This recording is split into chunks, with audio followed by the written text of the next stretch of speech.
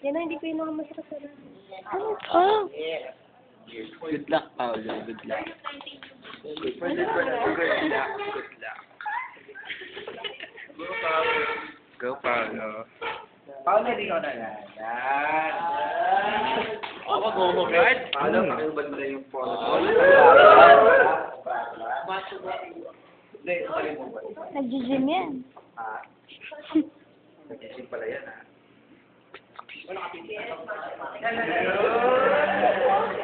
May mga pagnanasa pala sila sa'yo eh. Nice ka. Ay, bilisan niyo. Ano daw? Uy, hindi naman lahat. Uy. Uy, ba't lahat? Asan yung syringe? Ay, ba't hindi lahat? Syringe daw ni Paolo. 3 cc. Ay, kung 5 cc. Yung bago. Wala. Meron ka aspirin.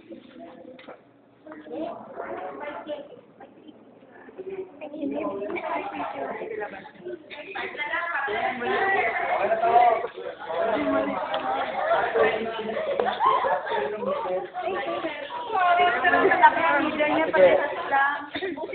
Paolo, mamili ka.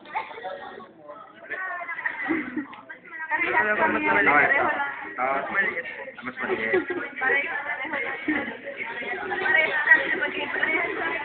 Ito.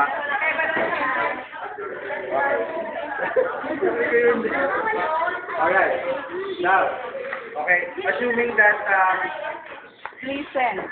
the skin test has been read already as negative. So negative after negative skin test tayo, then we will be extracting the medicine now, alright?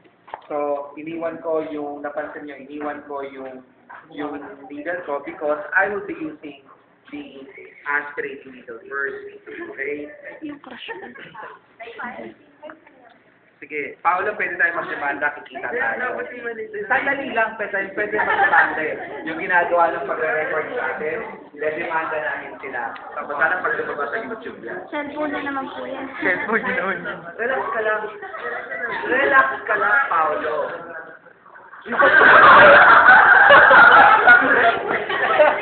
Alright, so, kumuha tayo ng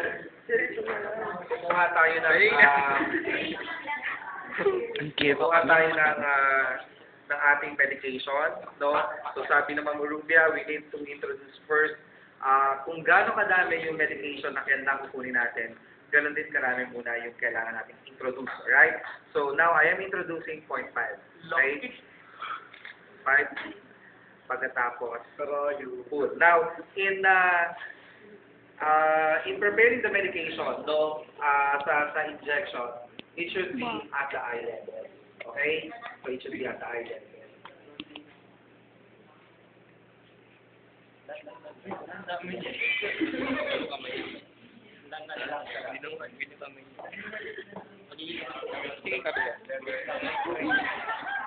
Para daw kinikat ng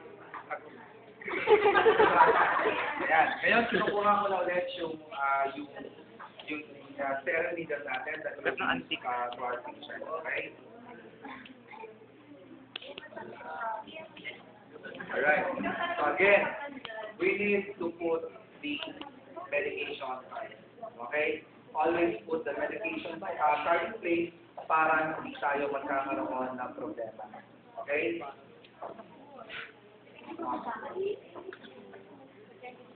Okay, now. Special document for you.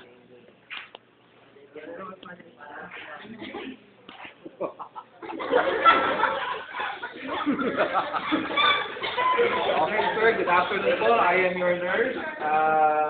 I'll be giving you your medication. Sir, ang site po natin, intramuscular foot injection. So, dito po tayo sa deltoid. Okay? Now, pakilabas po yung deltoid natin, sir. Yung mamasal-masal na deltoid. Yes, yung muscle. Oh, muscle. Okay? Sir, mukhang ganda ng pag-weight nyo, ah. Matigas po yung muscle nyo. Sige, labas mo lang yan, sir. Yan. Hindi.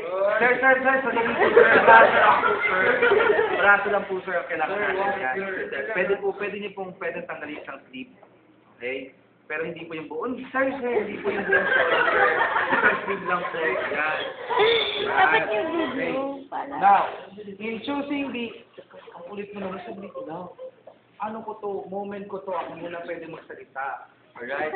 Sige, yung mga nagre-record, mamo, pwede na ka magdemanda sa MTR TV, di ba? Nagre-record sa amin dito. Okay, so now, sabi natin kayo na ang pang... Oh, ayan talaga. Wait, talaga meron ako doon. Talagang aking director doon. Alright, now. Ayan, patay ka. Okay, so sabi ko, ang ano natin, ang area natin, so ang injection site natin is at the deltoid muscle. Okay? Now, question, what is our anatomic landmark, no, if we are giving the medication via deltoid muscle? The acromion process. Okay? So ito yung dulo nung sa papungaling sa collarbone, alright? So ito yung dulo na pinagkakapitan ng arms. Okay? So galing dun sa dulo, sa acromion process, we need to measure 3 to 4 finger breadths. Okay? So 3 to 4 finger breadths. Okay? So, yan. Meron na akong sukat. Alright? Ngayon, hindi lang tayo basta mag-injection dyan. Kaka-ayos ka lang isang araw. Sabi ng estudyante, 3 to 4 finger breadths from the acromion process. Pagkatapos,